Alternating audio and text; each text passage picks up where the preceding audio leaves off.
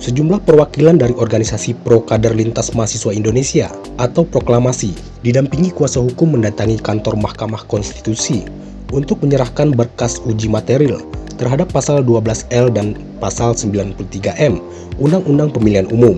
Dari pasal tersebut, pemohon meminta MK melakukan penelitian khusus terhadap calon presiden dan wakil presiden di pemilu 2024 dengan menggandeng lembaga terkait. Halim Jefferson Rambe, koordinator kuasa hukum pemohon dari Proklamasi, meminta kepada KPU dan Bawaslu melaksanakan penelitian khusus terhadap calon presiden dan wakil presiden yang akan bertarung di pemilu 2024. Menurutnya, calon presiden dan wakil presiden tersebut harus dilihat rekam jejaknya, kesehatan fisik dan mental, bebas korupsi dan pencucian uang, serta pelanggaran HAM.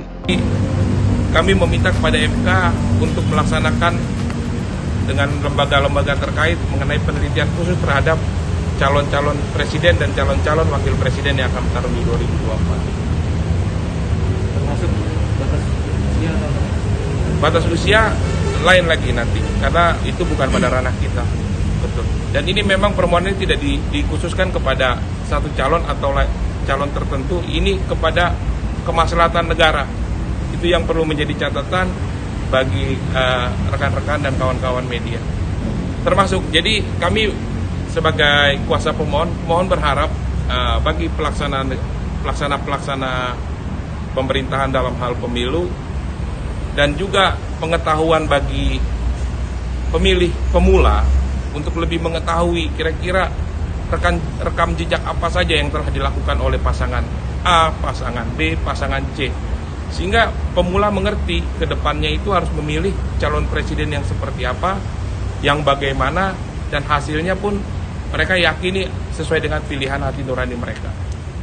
Orang punya penilaian nggak dari ketiga calon ini yang sedang Ya, kalau itu bukan pada ranah kami menilainya.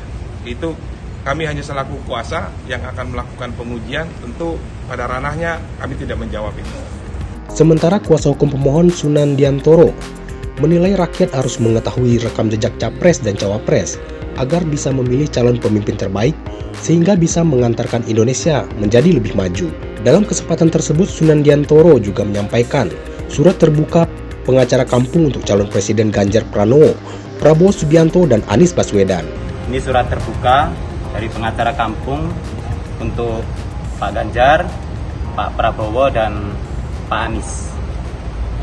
Kepada yang terhormat Bapak Ganjar Pranowo beserta Bacawa Pres, kepada Bapak Prabowo Subianto Joyo Hadibusumo beserta Bacawa Pres, kepada Bapak Anies Rashid Baswedan beserta Bacawa Pres.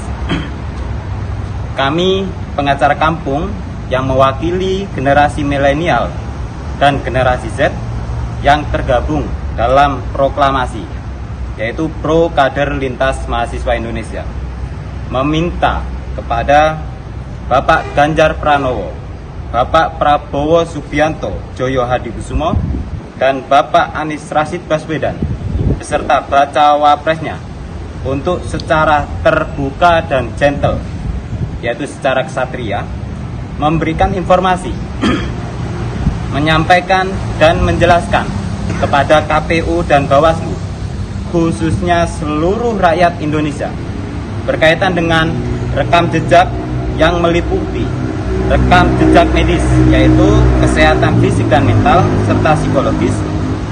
Kemudian rekam jejak tidak pernah terlibat tindak pidana korupsi, pencucian uang, pelanggaran HAM, penculikan aktivis, penghilangan orang secara paksa, rekam jejak kinerja dan prestasi, serta pencopotan atau pemberhentian semasa menjabat atau memimpin di lingkungan militer maupun di sipil. Sebagai warga negara Indonesia yang telah memiliki hak konstitusional dalam memilih baca pres dan bacawa pres, tentu kami tidak ingin seperti membeli kucing di dalam karung. Sama halnya memilih suami atau istri yang memerlukan informasi tentang bebet, bibit, dan bobot. Begitu pula memilih presiden dan wakil presiden yang akan membawa arah nasib bangsa dan negara Republik Indonesia ke depannya. KPU dan Bawaslu harus tanggap dan responsif dalam hal ini.